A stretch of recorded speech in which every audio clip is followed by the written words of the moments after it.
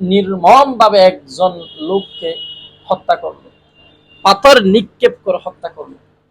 এটা কেমন মানসিকতা, কেমন মানবিকতা! আপনি কোন পর্যায়ে এই মানুষটিকে হত্যা করছেন? আপনি এক নম্বরে আল্লাহ তাআলার আইন বিধান লঙ্ঘন করেছেন, দ্বিতীয় নম্বর দেশের আইন লঙ্ঘন করেছেন। এক নম্বর আইন হলো আল্লাহ তাআলার আইন হলো, আল্লাহ তাআলা সূরা মাইদার ৩২ নম্বর আয়াতে বলেন, বিসমিল্লাহির রহমানির রহিম, মান ক্বাতালা নাফসান বিগাইরি নাফসিন আও ফাসাদিন ফিল আরদি ফাকান্নামা ক্বাতালান নাস জামিআ।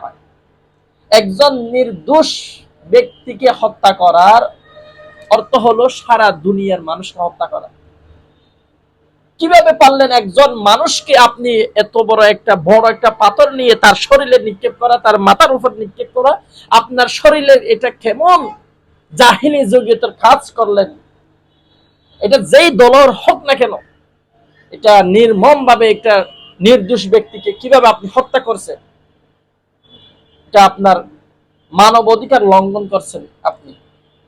এই যে আল্লাহ তাআলা কোরআনে বলেন, মান ক্বাতালা নাফসান বিগাইরি নাফসিন আও ফাসাদ।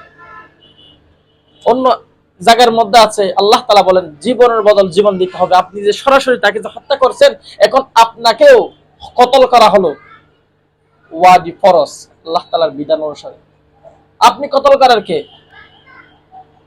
কতল করবে যদি কোনো সেই অন্যায় কাজ করে, তাকে আইনের হাতে উঠাই দেন।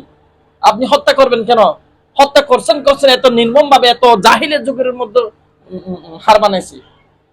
কিভাবে পারলেন একজন মানুষকে উলঙ্গ করে রাস্তার মধ্যে এত বড় পাথর দিয়ে নিক্ষেপ করা?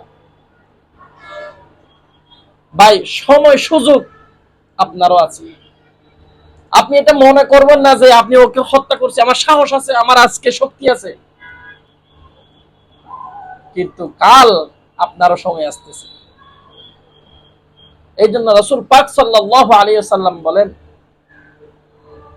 প্রকৃত মুমিন মুসলমান হলো তারাই যারা নিজের অপর ভাইকে কোনো ধরনের হাত পা, কোনো অঙ্গ যেন কষ্ট না দেয়। আল মুসলিমু মান সালিমা আল মুসলিমুনা মিন লিসানিহি ওয়া ইয়াদিহি। কাটি মুসলমান ওই ব্যক্তি যাহার হাত ও মুখ হইতে অপর মুসলমান নিরাপদ থাকে। আপনি কেমনে পারলেন এই জিনিসটা এত বড় একটা পাথর দিয়ে? এই ভিডিওটি দেখার পরে তো শরীরে আগুন, শরীরে সহ্য করতে পারে না, কাঁপুনি ছুটছে। কেমনে পারছেন ভাই? জাহিলিতে যুগে হার মানাইছে, কেমনে পারছেন?